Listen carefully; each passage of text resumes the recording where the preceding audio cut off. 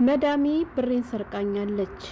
ልወጣ ስል ወርቅ ሰርቂያት በወጣ ኤርፖርት ላይ አሻራ ይዘኛል ወይ ትላለች። የዛሬው ይለያል ያገሬ ልጆች። አሰላሙ አለይኩም ወራህመቱላሂ ወበረካቱ። ክርስቲያን ወገኖቼ ሰላም ብያለሁ። እንዴት ናችሁ? እኔ ያለው አልሐምዱሊላህ። ሜም ሸቃሊት ነኝ። ዛሬም በአዲስ ቪዲዮ መጥቻለሁ። አብራችሁን ቆዩ። ለቻናሉም አዲስ ከሆናችሁ ላይክ፣ ሰብስክራይብ በማድረግ ቤተሰብ ሆኖ ውድ ቤተሰቦች የሀገሬ ልጆች መግቢያ ላይ ቆርጬን ያስገባው ጽሁፉን ረጅም ስለሆነ ማለት ነው ሙሉ ለሙሉ አልገባልኝም እና አንዲት እህታችን ከናንተ ምክር ትፈልጋለች እና ምከሯት ማለት ነው። እውነት ለመናገር በጣም ታሳዝናለች። ምክንያቱም ብሯን ተዘርፋለች ማለት ነው። በዚህ አጋጣሚ ብራችሁን ካልሆነ ቦታ የምታስቀምጡቶቼ ጥንቃቄ አድርጉ። እኔ ካሁን በፊትም ቪዲዮ ሰርቻ ቃለውና ከማይጠረጠር ቦታ አስቀምጡ። ብራችሁን ቁም ሳጥናችሁና ሻንጣችሁ ውስጥ አታስቀምጡ ማለት ነው። ለምን ብትሉ ያው ከዚህ ያስቀምጣል ብለው ስለሚያስቡ በቀላሉ ይገኝባቸዋል ማለት ነው። እስኪ የልጅቷን ጽሁፍን እናንብበውና ከዛ ያለውን ነገር ደግሞ እናወራበታለን ማለት ነው። መጨረሻ ላይ የተናገረችው ወይም የጻፈችው ነገር አስቆኛልም ደግሞ ምን ያክልም ውስጧ ቢያር ነው ይሄን ሁሉ ለማድረግ የተገደደችው ሁሉ እንድና ያደረገኝና እስኪ ስሙት ማለት ነው። ያገሬ ልጆች በየቤቱ በጣም ብዙ ጉድ አለ። በነገራችን ላይ መዳም እንትን ማትል መስሏችሁ እንዳትሸወዱ ያገሬ ልጆች። እሺ ብዙዎቻችሁ እንዴ አራት አረግን ብላችሁ ትከራከሩሉ ትችላላችሁ። ላካፍላችሁ ምን ትላለች መሰላችሁ? ሰላም እህት ጨንቆኛል፣ እስኪ ባክሽ ምን ማድረግ እንዳለብኝ እርጅኝ። ከዚህ ቤት ከመጣው 2 አመት ልጨርስ 1 ወር ብቻ ነው የቀረኝ። እና መዳሜ ትሄጃለሽ ወይስ ትቀጥያለሽ ብላ ጠይቀኝ ይሄዳለው ነበር ያልኳት። ምክንያቱም ቤቱ ምግብ የለውም፣ በጣም እየራበኝ ነው። 2 አመትም ችዬ የሰራሁት ወላሂ የዚች ልጅ ገንዘብ የበላ ወላሂ አቤት ግፍ፣ አቤት ጭካኔ። እየራባት ነው ላይ የሰራችው። እሺ ስሙልኝ ማለት ነው። ምክንያቱም ቤቱ ምግብ የለውም፣ በጣም እየራበኝ ነው። 2 አመት ችዬ የሰራሁት። እናም የ1 አመት ደሞዜን አስቀምጬ ነበር። ብሬን የማኖረው ሻንጣዬ ውስጥ ነው። ቁምሳጥንም አልጋም የለም፣ ፍራሽ ላይ ነው የምተኘው። ወልወሉ ግን ሙሉ ምንጣፍ ነው። አልፎ አልፎ እኔ ሳላያት ክፍሌን ትፈትሻለች። እኔም ዝም ነው የምላት። ከሳምንት በፊት ፎቅ ቆይቼ ወደ ክፍሌ ስገባ ሴትዮቱ ገብታ እንደነበር የምንጣፉ ላይ ጫማ ያረፈበትን አየሁት። ከዚያም እንደ ሁሌው መስሎኝ ዝም ብዬ አለፍኩት። ትንሽ ቆይቼ ሻወር ወስጄ ልብስ ልቀይር ሻንጣዬን ሳየው ከነበረበት ቦታ ትንሽ ፈቀቅ ብሎ አገኘሁት። ቶሎ ብዬ ብሬን መቁጠር ጀመርኩኝ። ከዚያም 5500 ወድሏል። ደንግጬ ደጋግሜ ቆጠርኩት።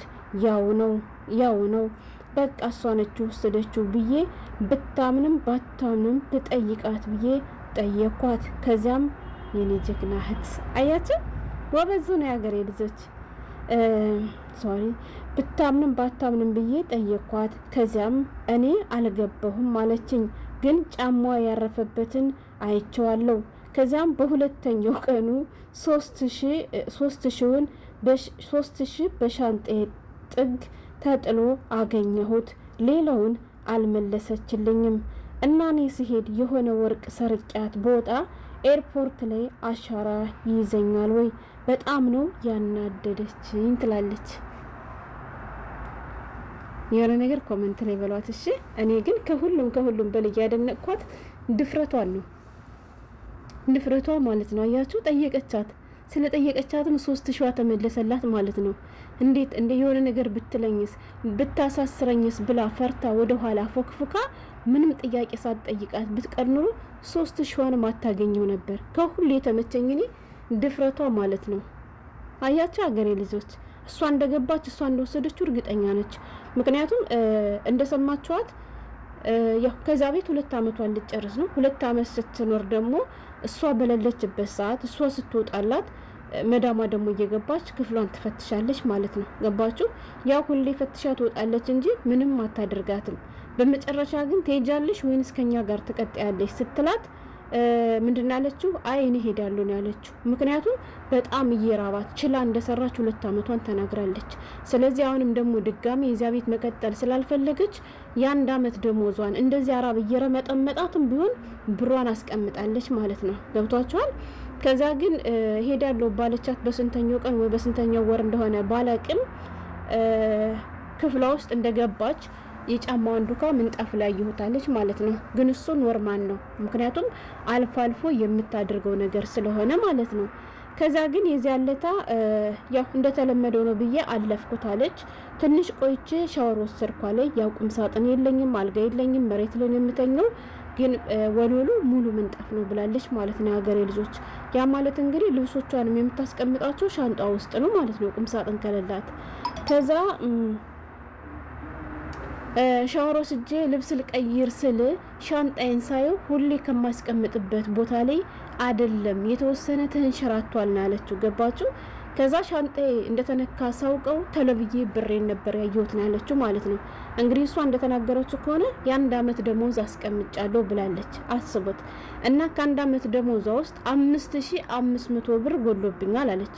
ቀላል አይደለም የሀገሬ ልጆች። ለአዲስ ሰራተኛ በወር 1000 ብር እየተከፈላቸው 5500 ብር የስንት ወር ደማቸው እንደሆነ አስቡት። በጣም ከባድ ነው ወላሂ።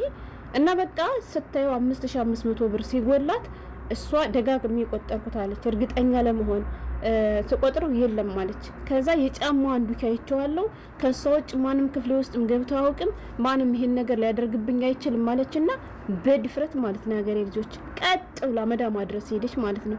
ቀጥ ብዬ ሄጄ ጠየኳት፣ ብር ጠፍቶኛል 5500 እና ወስደሻል ወይ ብዬ ስጠይቃት እንዴ ኧረ እኔ ሲጀመር ክፍልሽ ውስጥ አልገባሁም ብላ አለችኝ አለች። ግን አሁንም እርግጠኛ የሆንኩት እሷ እንደወሰደችው ነው ያለችው። ገብቷቸዋል። ከዛስ በዚያ ቀጠለች። ያው ልጅቷ ውስጧ ቆስሏል። ከዛ በኋላ በሁለተኛው ቀን በሻንጣዋ ስር 3000 ተጥሎ አገኘችው ማለት ነው። ከየት መጥቶ ምንድን ነበር የሚባል በሀገራችን በአላህ ሜዳ ወለድ ነው መስክ ወለደ ይባላል። የሆነ ነገር የሰረቀ ሰው ወስደ ጣለውና ከዛ እሱ እንደሰረቀው እየታወቀም ቢሆን ሜዳ ላይ ከተገኘ ሜዳ ወለዶ ነው። ሜዳ ምን አለው ሲባል ሰማ ነበርና በሷ ቤት አሁን አልተነቃባትም። ያው እንግዲህ እንደወደቀ አስመስላ አምታ በሻንጤ ስር ጣለችልኝ አለች ማለት ነው። አልহামዱሊላህ እንኳን 3000 ተገኘልሽ የኔ ውድት። በጣም ጀግና ናት ወላሂ። ደፋር ሆነ ያገሬ ልጆች አያችሁ። ግን እቺ ልጅ ፈርታ አይ እንዴት በየሷንማ ደፍሬ ጠይቃታለሁ።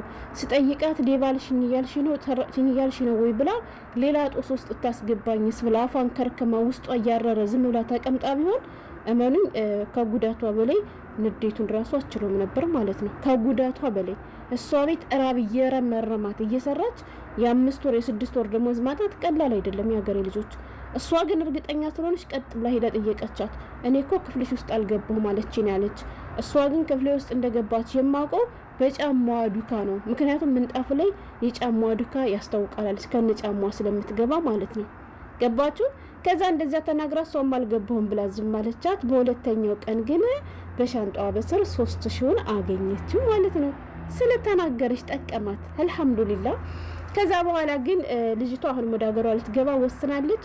1 ወር ብቻ ነው የቀራት ማለት ነው። ገባችሁ? ግን ምንም እንኳን 3000 ብታገኘው 2500 ስለቀረባት በጣም ተናዳለች አሁንምና ሴትዋን መበቀል ትፈልጋለች ማለት ነው። እና እያለች ያለችው ምንድነው መዳሜን ስወጣ የሆነ ወርቅ ሰርቂያት ቦታ ኤርፖርት ላይ አሻራ ይዘኛል ወይ ነው እያለች ያለችው። እስኪ ምን ትመክሯታላችሁ? ምን ትሏታላችሁ? እንደኔ ግን አትስረቂ ነው ወዴት ይቅርብሽ። እንኳን 3000 ተመለሰልሽ እንኳን አገኘሽው ሲሆን እስከምትሄጂ ድረስ ያንንም ደግሞ አረሳስታ ልጥልልሽ ትችላለች። ካልጣለችልሽ ግን ለአላህ ስጫት፣ አላህ ይበቀላታል እንጂ ገና 2500 ወሰደችብኝ ብለሽ አንቺም የሰው ሀቅ ይዘሽ ከምትሄጂ እንዲሁም ደግሞ አሻራ ይዘኛል አይዘኝም እያልሽ ግራ ከምትጋቢ ይቅርብሽ የኔ ወዴት።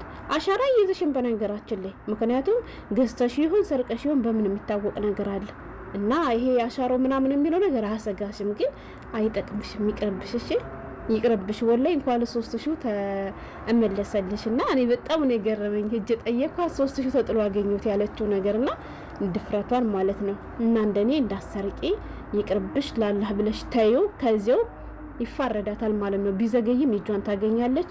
ወይንም ደግሞ እስከምተጅ እንግዲህ ውስጧን ረምርማት ወይም ደግሞ እንዳወቅሽባት ስላወቀች አምታ ልጥልልሽ ትችላለች በዚህ 1 ወር ውስጥ ማለት ነው። ከጣለችልሽ እሰየ፣ ካልጣለችልሽ ደግሞ የራስ ጉዳይ። ስለዚህ አትጨናነቂ፣ ፈጣሪሽን አመስግኝ። እንኳን 3000 ተመለሰልሽ።